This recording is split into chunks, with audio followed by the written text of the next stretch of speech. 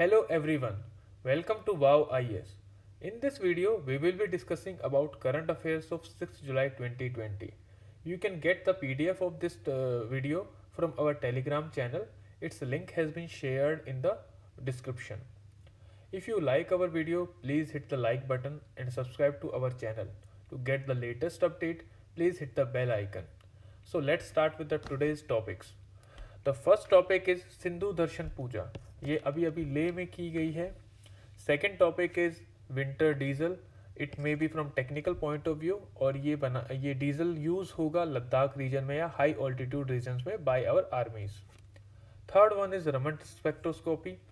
ये science and tech का topic है and it will be used for detection of RNA in viruses. And last topic is Atmanirbhar in agriculture. So this topic is related with agriculture. It will be discussed in detail. Our first topic of today is Sindhu Darshan Puja. प्राचीन काल में Indus river को सिंधु के नाम से जाना जाता था. सो इस पूजा के थ्रू हम एंडोर्स करते हैं इंडस रिवर को as an icon of communal harmony and unity of India. It was started in 1997 by LK Advani और उस टाइम से ये हर साल मनाया जाता है. It is a 3-day festival जो लेह में मनाया जाता है in Ladakh district of Ladakh. Sindhu Darshan Puja हर साल मनाई जाती है and it is celebrated on full moon day, that is on Guru Purnima day in the month of June. इस साल हमारे प्राइम मिनिस्टर मोदी ने इसको सेलिब्रेट किया है at Nimu, that is a forward bridge place in Ladakh. तो इस टॉपिक के अंदर जो हमारे क्वेश्चन बनते हैं, फर्स्ट क्वेश्चन ये बनेगा कि सिंधु दर्शन पूजा होती कहाँ है, कब से हो रही है, हर साल होती है या नहीं होती है. दूसरा क्वेश्चन बनेगा लोकेशन के ऊपर कि नीमू कहाँ पर है. तो it is a forward bridge place in Ladakh. Now our second topic is winter diesel. ये टॉपिक भी रिलेटेड है लद्दाख रीजन के साथ, बिकॉज विंटर डीजल का मतलब ये है कि ऐसा डीजल जो कि बहुत ही ज़्यादा हार्श कंडीशंस में यूज़ किया जा सके, यानी extremely low temperatures up to -30 degree Celsius तक इस डीजल को यूज़ किया जा सकता है. ये डीजल बनाया है इंडियन ऑयल कॉरपोरेशन लिमिटेड ने हाई ऑल्टीट्यूड रीजन्स के लिए और लो टेम्परेचर रीजन्स के लिए, जहाँ पे ऑर्डिनरी डीजल अनस्टेबल हो जाता है. तो इसके फीचर्स क्या हैं? फर्स्ट ऑफ ऑल तो इसकी विस्कोसिटी कम है. उस विस्कोसिटी को कम करने के लिए सर्टेन एडिटिव्स डाले गए हैं. तो इन एडिटिव्स की वजह से ये जो डीजल है ये वर्क करता है at temperature as low as -30 degree Celsius. Secondly it has a low pour point, यानी ये कम टेम्परेचर के ऊपर इसकी जो पोरिंग है ये जमता नहीं है कम टेम्परेचर के ऊपर. Third thing is that it has a higher cetane number. Cetane number जो होता है या सीटेन रेटिंग जो होती है वो इंडिकेट करती है कौन सा डीजल कितना एफिशिएंट है, यानी कितने कम एमिशंस वो निकालता है. सिमिलरली पेट्रोल के लिए हम देखते हैं ऑक्टेन नंबर. तो अगर क्वेश्चन ये भी आ सकता है आपको साइंस एंड टेक के अंदर कि सीटेन नंबर किसकी परफॉर्मेंस के लिए है, तो cetane number is for diesel and octane number is for petrol. तो हम यहाँ डीजल की बात कर रहे हैं तो we are concern with cetane number. It has a higher cetane number. Lastly it has low sulphur content. अगर सल्फर कंटेंट कम होगा तो डिपॉजिट्स भी कम होंगे, because sulphur as a pollutant work करता है. तो जितने भी हमारे पोल्यूटेंट्स रहते हैं, जब भी आप डीजल पोल्यूटेंट्स को देखेंगे तो उसमें सल्फर का नाम आपको ज़रूर मिलेगा. सल्फर डाइऑक्साइड हो सकता है, सल्फर हो सकता है डायरेक्टली, या सल्फर ऑक्साइड हो सकता है. तो इसकी परफॉर्मेंस इंप्रूव हो जाती है because of low sulphur content in it. So ये यूज़ कहाँ होगा विंटर डीजल?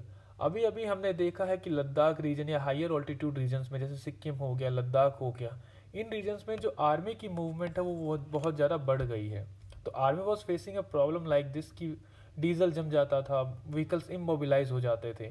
तो विंटर डीजल की वजह से अभी ये जो प्रॉब्लम आ रही है मोबिलाइजेशन ऑफ आर्मी व्हीकल्स, वो ख़त्म हो जाएगी. So what you need to remember in this topic is that what is winter diesel, उसकी कुछ प्रॉपर्टीज़ आपको ध्यान रखनी है. लास्टली ये इंडिजिनसली डेवलप्ड है, यानी इंडियन ऑयल कॉरपोरेशन इसको सप्लाई करेगा.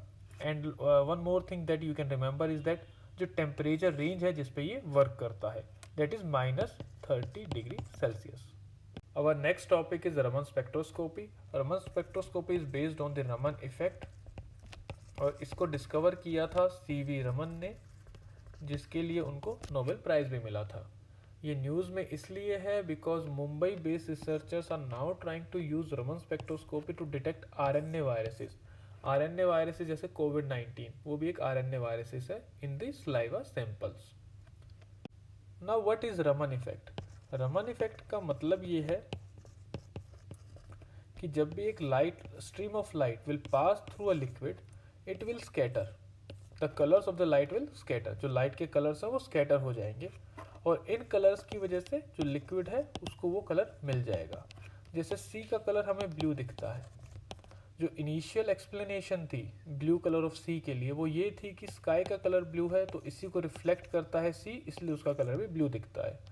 बट रमन ने जब इसको इन्वेस्टिगेट किया या इसको समझाने की कोशिश की तो he found out that it is due to the reason that when the light passes through the sea, तो वो जो लाइट स्कैटरिंग होती है उसकी वजह से वाटर को ब्लू कलर मिलता है। इसी टेक्निक को यूज़ करते हैं हम रमन स्पेक्ट्रोस्कोपी में।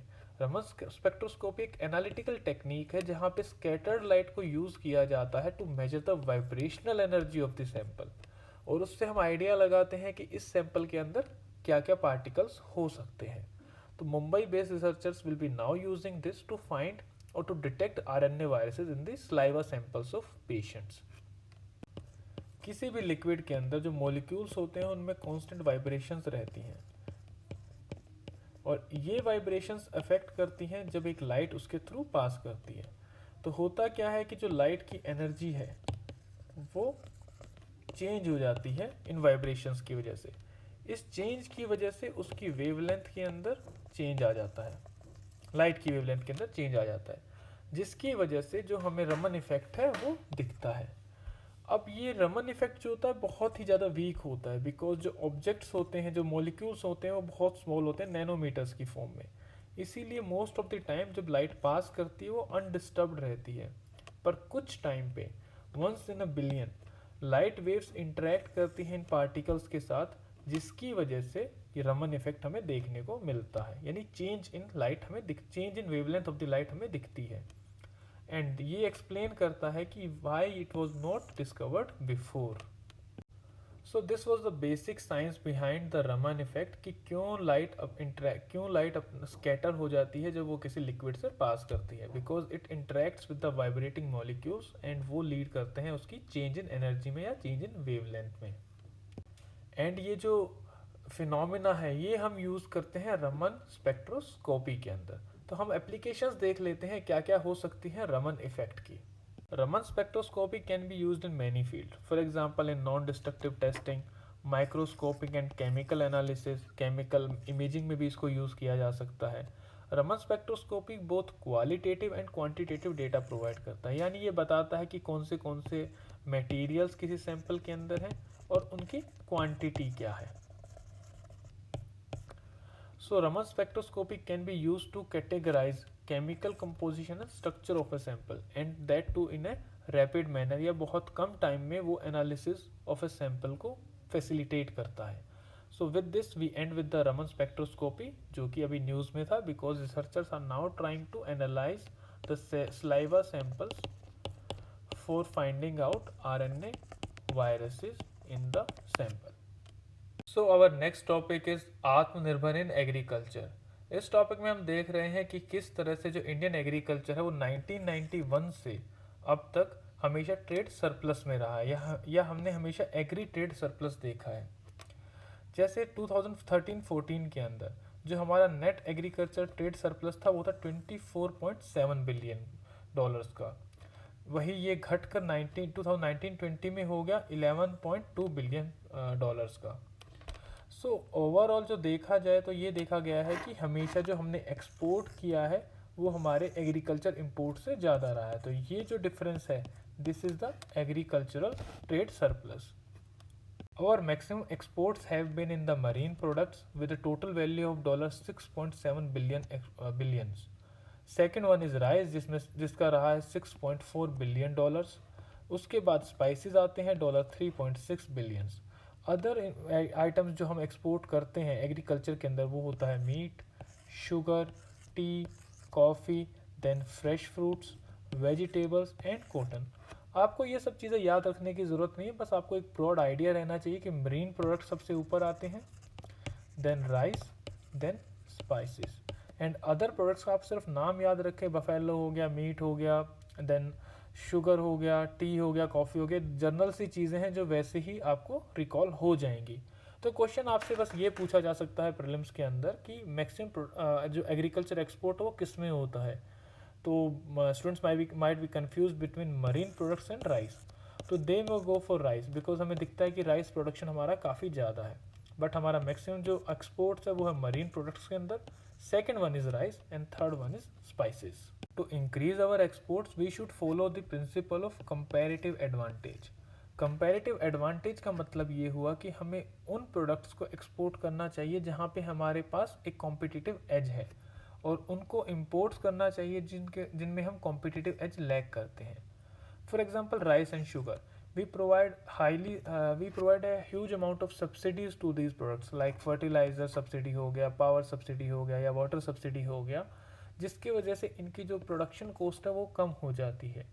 अगर सिमिलर टाइप ऑफ इंसेंटिव्स हम दूसरे एग्री प्रोडक्ट्स को दे दें, जैसे फ्रूट्स, वेजिटेबल्स को, स्पाइसेस को, टी कॉफ़ी को और कॉटन को, तो वही जो एक्सपोर्ट क्वांटिटी है हम उन प्रोडक्ट्स की भी बढ़ा सकते हैं। तो इससे हम अपने एग्रीकल्चर एक्सपोर्ट्स को इंक्रीज कर सकते हैं।